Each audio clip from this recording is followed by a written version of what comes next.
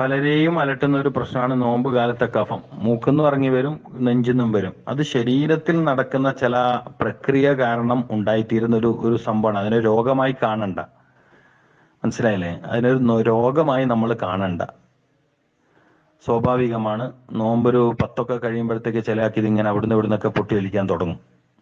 നെഞ്ചിൽ നിന്ന് ഇങ്ങനെ കഫം പുറത്തേക്ക് വരും. ശരീരം കാരണം ഭക്ഷണത്തിൽ നിന്ന് വിട്ടു നിൽക്കുന്നതുകൊണ്ടും ഭക്ഷണത്തിൽ ചിട്ട പാലിക്കുന്നതുകൊണ്ടും പിന്നെ ശരീരത്തിൽ അതിന്റെ ആന്തരിക തലത്തിൽ ചില ശുദ്ധീകരണ പ്രക്രിയ ശരീരം സ്വമേധയാ ചെയ്യുന്നതിന്റെ ഒക്കെ ഭാഗമായിട്ട് കഫം ഇങ്ങനെ പുറന്തള്ളാൻ തുടങ്ങും.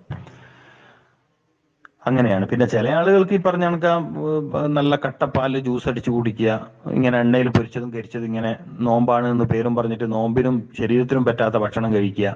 അങ്ങനെ കുറെ നിർഭാഗ്യവാന്മാരുണ്ട്. നോമ്പിനും പറ്റൂല ശരീരത്തിനും പറ്റാത്ത ഭക്ഷണം ഉണ്ടാക്കി നോമ്പിന്റെ പേരിൽ കഴിക്കുന്ന മഹാനിർഭാഗ്യവാന്മാർ. അവരങ്ങനെ പറയാൻ പറ്റുള്ളൂ. അവർ ഭാഗ്യമുള്ള കൂട്ടരല്ല. ശരീരത്തിൽ ഗുണം വരുന്ന സമയത്ത് ശരീരത്തിന് ദോഷം ഉണ്ടാക്കുന്ന ഭക്ഷണം കഴിക്കാൻ മാത്രം ഹല്ലില്ലാത്ത, നസീബില്ലാത്ത ഭാഗ്യം കെട്ടവരാണ് അവര്.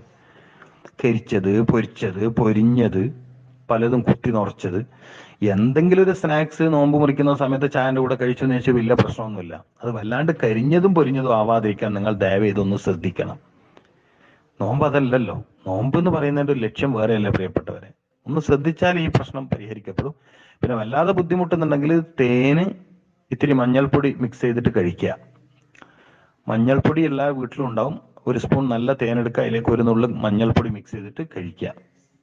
ഒരു പരിധി വരെ അത് ആശ്വാസകരമാണ്.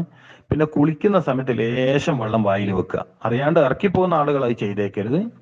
അങ്ങനെ ആകുമ്പോൾ അതും വലിയ ആശ്വാസകരമാണ്.